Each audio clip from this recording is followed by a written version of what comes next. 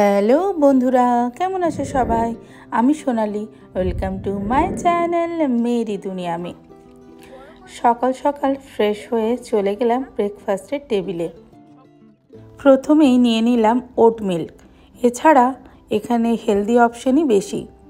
তেল মশলা ছাড়া হালকা স্টিম করে সটে করা ভেজিটেবলস।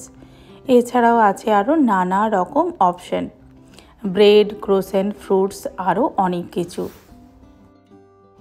চলে এলাম ফ্রুটসের দিকে। এটা কি বলুন তো? এটা হলো অ্যাপ্রিকট, কাঁচা অ্যাপ্রিকট। কাঁচা পাকা সব কিছুই আছে, সাথে আছে নানা রকম চেরি আর বেরি। এই হোয়াইট বেরিগুলোকে আপনারা কে কী নামের বলেন অবশ্যই কমেন্ট করে জানাবেন। আমি অবশ্য প্রথমবার এই হোয়াইট কালারের বেরিটা দেখলাম। প্রতিদিনই মোটামুটি 1 প্লেট করে ভরপুর ফ্রুটস, আর এত ফ্রেশ আর এত মিষ্টি, না খেয়ে পারাই যায় না। Hi, good morning.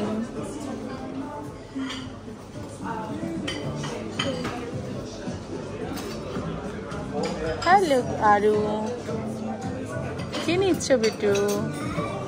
আরু এটা হাই করো, গুড মর্নিং। ব্রেকফাস্টের প্লেটটা রেডি, এবার সেটা নিয়ে বেরিয়ে গেলাম বাইরের দিকে। ইনডোর আউটডোর দুদিকেই বসার ব্যবস্থা আছে। কনকনে ঠান্ডা হাওয়া, তার সাথে মিঠে রোদ। আমি রোদ যাই বসবো তাই না, ওদিকেও বসে উঠে আসতে হতে আর একটু চেয়ারটা ওদিকে সরে নেবো রোদের দিকে। দাঁড়াও, আমার ব্রেকফাস্টের প্লেটটা তোমাদের দেখিয়ে দিই। এ দেখো, ব্ল্যাকবেরি, হোয়াইট বেরি, চেরি, স্ট্রবেরিগুলো একদম ছোট ছোট স্ট্রবেরি ছিল। তার সাথে শর্টে কিছু ভেজিটেবলস, আর নিয়ে নিয়েছিলাম ওটস।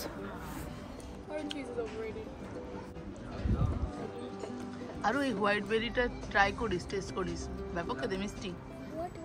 হোয়াইট বেরি ওখানে ব্ল্যাকের কাছেই ছিল। নতুন নতুন ফ্রুটসগুলো ট্রাই করিস।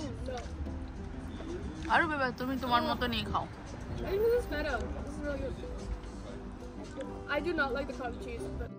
কফি নিয়ে এলাম, তার সাথে কিছু ক্রোসেন্ট ট্রাই করলাম। আজকের গন্তব্যস্থল ইয়ারাভানের ওয়াটারফল, যেটা আমরা যেখানে স্টে করেছিলাম সেখান থেকে প্রায় 3 থেকে 3.5 ঘন্টা মতো সময় লাগবে। শহরটাকে দেখতে দেখতে এগিয়ে চললাম। দুই দিকে প্রায় একই রকম বাড়ি, একই ছাঁচে গড়া। এই জায়গাটিকে বলে রিপাবলিক স্কোয়ার।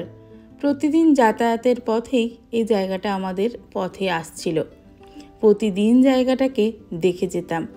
একদিন আসবো ভালো করে দেখতে। রাস্তার ধারে চেরি, বেরি, গ্রেপস, নানা রকম গাছে ভরা।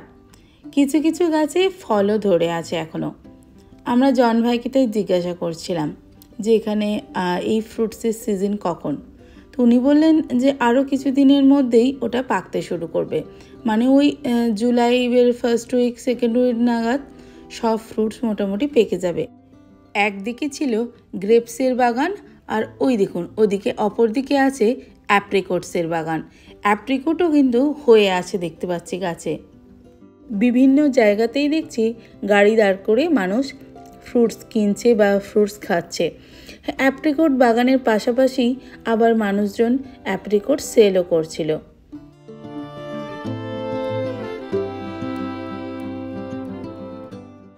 যেতে যেতে পথে এই জায়গাটায় কিছুক্ষণ আমরা দাঁড়িয়ে গেলাম। সবাই দেখছি এখানে দাঁড়িয়ে ফটোশ্যুট করছে। পিছনের ব্যাকগ্রাউন্ডে পাহাড়, আর এই একটা ইয়েলো রঙের ফ্রেম বানানো আছে। আমরাও কিছুক্ষণ দাঁড়িয়ে ফটোশ্যুট করে একটু পাটা ছাড়িয়ে আবার গাড়িতে উঠে পড়লাম। জানি না ক্যামেরাতে কতটা আপনাদেরকে বোঝাতে পারছি, তবে দুই দিকেই ছিল নানা রকম পাহাড়ি অজানা ফুল, ভারী সুন্দর দেখতে।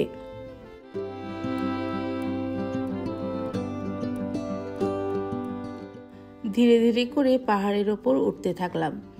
মাঝে মাঝে তাই কানটাও বন্ধ হয়ে যাচ্ছে। আর ওই দেখুন দূর আকাশে মেঘ জমা বাঁধছে। যে কোনো সময় এখানে বৃষ্টি নামে, তাই আমব্রেলা আর রেনকোটটা কিন্তু এই ট্রিপের জন্য অবশ্যই দরকার।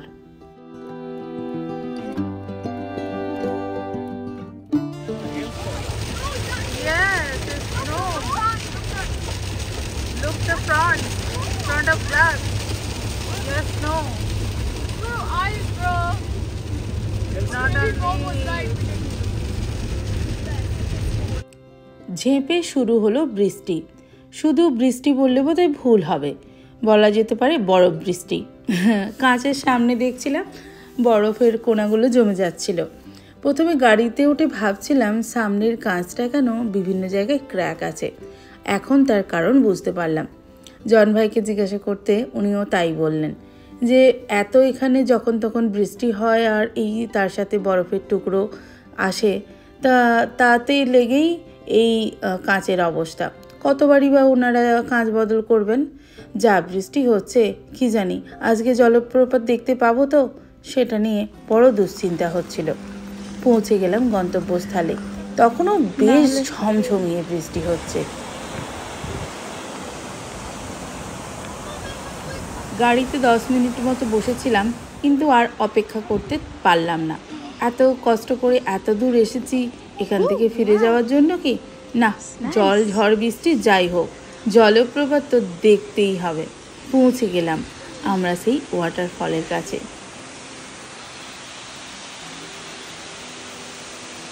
ওয়াও, অসাধারণ।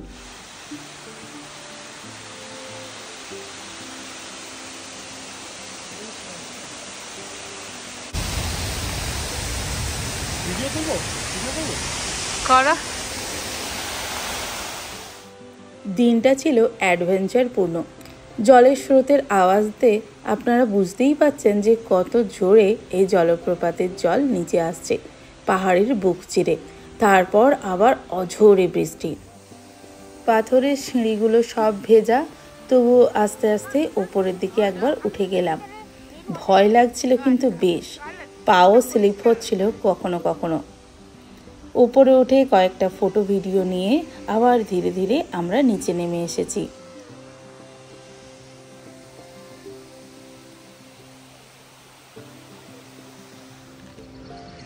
ওয়াটারফল দেখে এখন আমরা চলে এসেছি স্প্রিং ওয়াটার খাবো বলে।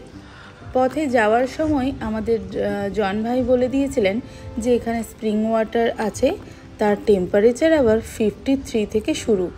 চলুন ভেতরে যাই। সেই 53 ডিগ্রি টেম্পারেচারের ওয়াটার আমরা খেতে পারবো কি পারবো না, বা এত ঠান্ডায় এইখানে কীভাবে বা এই spring water, hot spring water পাওয়া যাচ্ছে, সেটাও কিন্তু একটা দেখার বিষয়। চলুন যাই।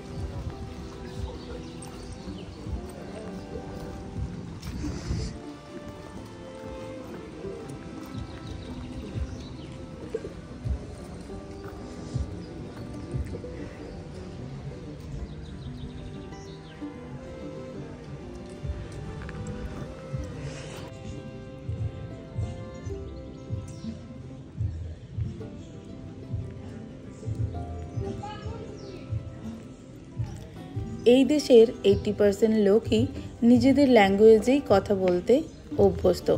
ইংলিশটা এখানে খুবই কম বোঝে, তাই বিভিন্ন জায়গায় আমাদের খুব অসুবিধে হয়েছিল।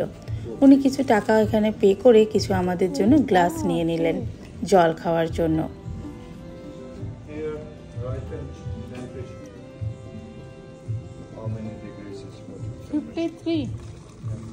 Really? Natural mineral water. Natural mineral water, 53.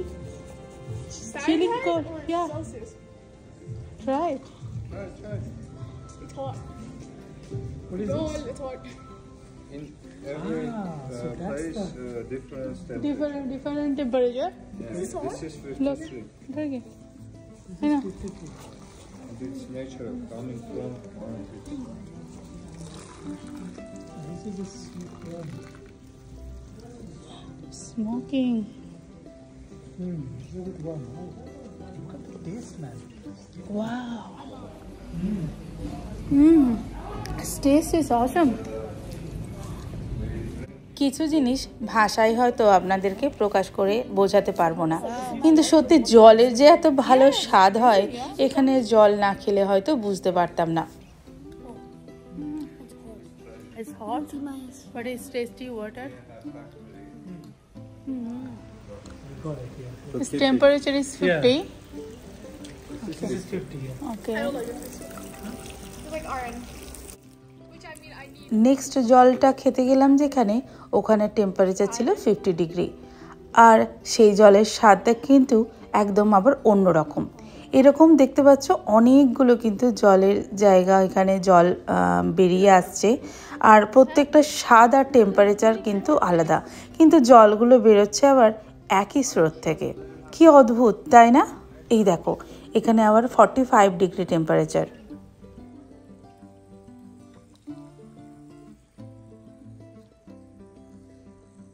কি করবে তুমি?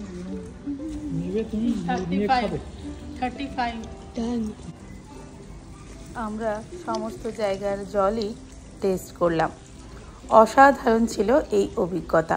তোমাদের কেমন লাগছে অবশ্যই কমেন্ট করে জানাও। এখনও কিন্তু বেশ কিছু জিনিস বাকি আছে। 53 থেকে শুরু করে 30 পর্যন্ত কিন্তু এখানে টেম্পারেচারের ওয়াটার পাওয়া যাচ্ছে। এই জায়গাটা ঠিক এই রকম দেখতে।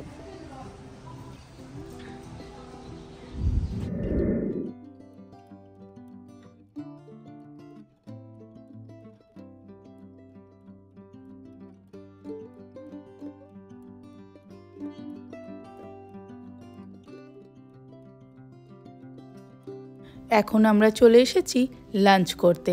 টাইম এখন 3:30 মতো বাজে। যাওয়ার পথে এই রেস্টুরেন্টটা দেখতে দেখতে যাচ্ছিলাম, তখন জয়ন ভাই বললেন রেস্টুরেন্টটা কিন্তু বেশ ভালো, আর খাবার দাওয়ার কোয়ালিটিও ভীষণ ভালো। আমরা চাইছিলাম কিছু লোকাল ফুড ট্রাই করতে, তাই উনি বললেন এই জায়গাটি বেস্ট হবে। তাই ফিরে আসার পথে এখানে ঢুকে পড়লাম। সত্যি জায়গাটি ভীষণ সুন্দর, চতুর্দিকে নানা রকমের কালারের গোলাপ ফুল, আর গোলাপের সাইজগুলো দেখুন, উফ কি দারুণ লাগছে। নানা রকমারই কালারের গোলাপ ফুল আমি এখানে দেখতে পেয়েছি। বৃষ্টিটা বন্ধ হয়েছে ঠিকই, কিন্তু খুব জোর হাওয়া দিচ্ছে, ঠান্ডায় বাইরে বেশিক্ষণ দাঁড়ানো যাচ্ছে না। মেয়েরা আগেই দেখছি চলে গেছে। ওই যে জলের ধারে ছোট ছোট কটেজের মতো করা আছে, ওখানেই কোথাও একটা ওরা বসে গেছে, আর আমার ফটো ভিডিও করতে করতে আমি একটু লেট হয়ে গেলাম। আউটসাইডের পাইন স্পার্শ নেই।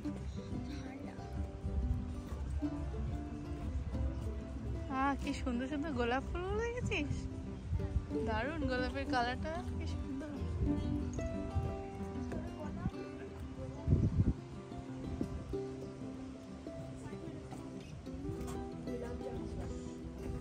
गुलाब जामुन इधर गुलाब जामुन भी मिलता है।